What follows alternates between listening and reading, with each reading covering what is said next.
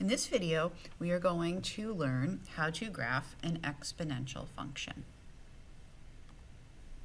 To start, we have an example of exponential growth. This is a pretty basic example. Notice that our base is 2 and the exponent is x. I would consider this to be a parent function. We're just going to explore what happens with exponential functions a little bit. So I've set up a table here, and I want to start by plugging in 0. Remind you that whenever you have an exponent of 0, whatever that number is, when you raise it to 0, you're going to get a 1. Okay? And the other rule, when you raise something to the 1 power, you get that base, right? So our first 2 points here are pretty easy to find. If we continue plugging in bigger and bigger x values, so if I plug in 2 here, we should expect that y is going to get bigger because this is about growth, right? So 2 squared would be 4. But if we went backwards and we went to plug in negative values, remember that a negative exponent really means to take the reciprocal of that base.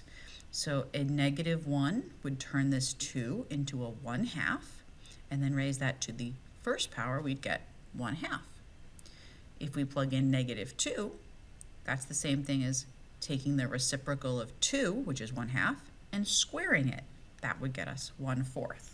So going in this opposite direction, we can see that y is decreasing. Right? If we plot these points, we start to see this curve shape. But here's my question. Is there any value that will produce a y value of 0? Can you think of any exponent where we would get a 0 as the answer? Hopefully you've said, no, there is no value. Because what's happening here is that as x is getting closer and closer to negative infinity, y is just going to keep getting closer and closer to 0, right? This fraction is just going to keep getting smaller and smaller and smaller, but it's never going to turn negative, it's never going to reach 0, and that's where we get this asymptote, okay? So the word here is asymptote. An asymptote is another function that the graph approaches. The asymptote actually doesn't even matter for this entire graph. Like if you looked over here at the positive x-axis, this asymptote isn't really doing anything. It has nothing to do with these points. It has everything to do with what's happening over here. So as x goes to negative infinity, so as I'm tracing this pattern from right to left, I can see that these points are going to get really, really, really close to this line, but never going to touch it, right? So if I fill it in like that, that's what we use that asymptote for. And we put that asymptote in the picture so that we can see where it is, where that graph's approaching. All right, let's do a little bit of analysis here. We should see that the domain, that's our x values, is from negative infinity to infinity, but our range is limited by that asymptote, right? Our range really is just from 0, but not including it, up to infinity. It increases everywhere on its domain, right? So that's negative infinity to infinity. And then the equation of the asymptote we saw on the last slide there, that's y equals 0. It's a horizontal line, right? The equation is y equals a constant. And then for the end behavior, we already mentioned this first part. As x approaches negative infinity, that's this arrow, y is approaching 0. As x is approaching infinity, that's the right-hand arrow, y is approaching positive infinity, right? That's increasing. So we probably haven't seen that happen before, where y is approaching a value instead of an infinity or negative infinity. But that happens on exponential graphs. All right, here's another example of an exponential graph, except this time we have decay, and we can see that it's decay because of the b value inside here being between 0 and 1. And I just showed you the table here, right? We have the reverse ordering of those y values, and the asymptote still exists. It's just that the end behavior has changed now. As x is getting bigger, y is getting closer and closer to 0. So let's fill in those. We have our domain, same domain. There's no discontinuities in there, right? It's a continuous graph from negative infinity to infinity. The range on this graph is still 0 to infinity. It's decreasing everywhere on its domain. The asymptote is still y equals 0, but the end behavior has now switched. All right, we have as x approaches negative infinity, y is approaching positive infinity. And as x is going to infinity, y is approaching 0. So you might be asked to do some function analysis like we did at the beginning of the year when we look at these graphs. All right, so another little reminder, we can now translate these functions. So if we look at the exponent, we might see plus or minus a value there. If we see plus, that's moving left. If we see minus, that's moving to the right. And we might see a number added on or subtracted at the end. That's going to be our vertical shift. So a plus a number would be up, minus a number would be moving it down. We also could see a value in front of b, and this is going to be a vertical stretch. We're not going to bother graphing things that have a horizontal stretch. Okay, so how do we graph things when there's a shift? Well, we could shift the parent function. That's what we've always done. So that's one option. So let's take this example. First, we have to identify the parent function. So that means we're going to get rid of these translations here. Okay, I'm going to keep the stretch. It just makes things easier. So I'm going to call our parent function 2 times 3 to the x. I know that that parent function has these points. Well, how do I know that?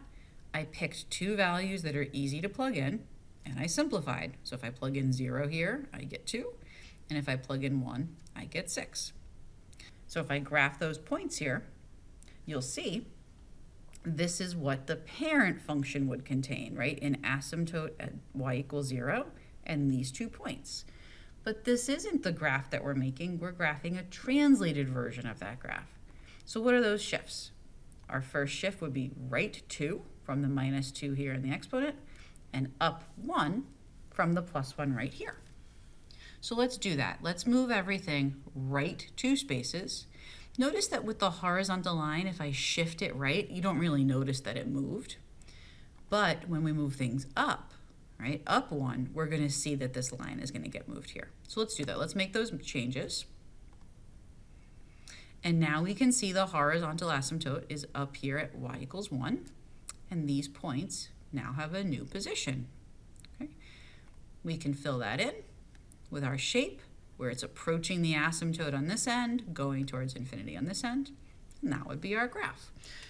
So nothing wrong with this way, but I do think that there are some quicker ways of doing this, some ways that I prefer, but it really is up to you. It's not like you have to do one over the other, whatever one feels more comfortable to you. So this was just one example. Our second option is to use what we learned previously about removing the horizontal shift. Okay, so that could make things a little bit easier sometimes. So here, just a new graph that we're making. Imagine if this minus 1 wasn't here, right? Then we would only have a vertical shift to deal with, okay? So let's go through the steps to rewrite this without that minus 1. The first thing we would do is to split this up, right? If we treat this as an x plus negative 1, we can split that into the product of 1/3 to the x times 1/3 to the negative 1. And that 1/3 to the negative 1, we're going to take that reciprocal. That's going to turn into a 3 with a positive 1 exponent. And now that 3 can get multiplied with this 2 here to become a 6. And now I don't have that shift anymore. Now this I can make a table for. It's pretty easy to pick values that work nicely, because if I get rid of the horizontal shift, plugging in 0 and 1 should be nice and easy, right? Because when we plug in 0, we get this thing to be a 1.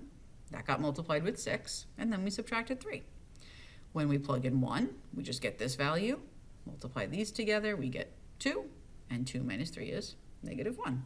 So that's the advantage to removing the horizontal shift, is that you can pretty much always plug in 0 and 1 to get nice values. It won't always work if you have a fraction in here, right? But typically it's something that's going to help. One other thing that we know is that the vertical shift is really telling us where that horizontal asymptote is. Okay, we know that the horizontal doesn't affect a horizontal line, but the vertical one does. So let's write down that we have a horizontal asymptote at y equals -3. And now we have everything we need.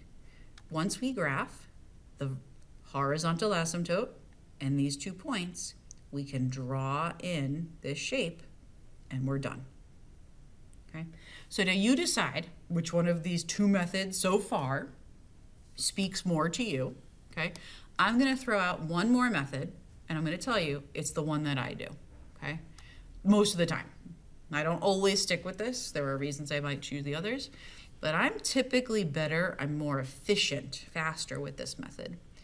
All I'm going to do is pick x values that make it easy to work with. That's why I called them reasonable x values. As long as I can pick 2 reasonable x values and get 2 points and know where that asymptote is, my job is done. So here's what I mean by that. New graph to work with, or new function to work with here. See this x plus 4? This is what makes things complicated. That's why we have that whole method dedicated to getting rid of this shift.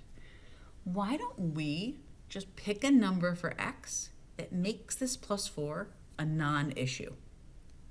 Why don't we pick something that turns that exponent into 0? Okay, so I'm going to pick -4. And I like exponents of 0 because they're easy to work with. Now I would have a 1/5 to the 0, that's a 1. 1 times -2 is -2, plus 8 is 6. We already have 1 point, we're halfway there. The next thing I would do is choose an x value that makes the exponent a 1.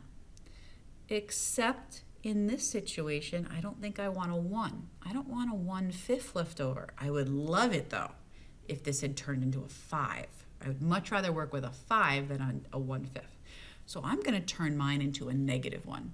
So I think if we're doing decay, you want to aim for this being a -1. So what value would I have to plug in for x for the exponent to turn into a -1? That would be -5. So I'll plug in -5.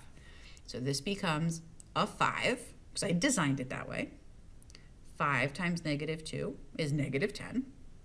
-10 plus 8 is -2. Done. I got my 2 points. I even have my horizontal asymptote because I'm just looking right here at my vertical shift and I know it. So as you can see, I think this is the least amount of work, but I also think this is the least scripted, meaning like I gave you these steps to follow, but like you got to figure it out, right? I feel like the other ones, like you follow those steps every time and you're good. There are things that could happen and you might not always find a nice point, but for the most part, I think you guys are pretty good at figuring out what these 2 numbers could be to get you some nice values. So I do recommend this way.